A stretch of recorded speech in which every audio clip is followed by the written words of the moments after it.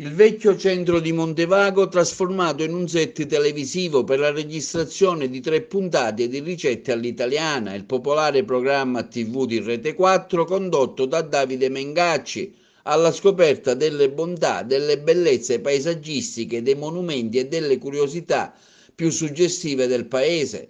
Sono state effettuate riprese tra i ruderi del terremoto del 68, al Baglio Ingoglia, alle Terme Acquapia, tra gli chef impegnati nella preparazione dei piatti tipici da mostrare al grande pubblico. Si tratta di Francesco Mauceri, Calogero Ippolito e Valentino Gualberti. Ad abbinare i vini sono stati i sommelier Francesco Baldacchino dell'AIS di Agrigento e Michele Buscemi. Le 3 puntate dedicate alla città bellicina dovrebbero andare in onda tra il 18 e il 22 dicembre.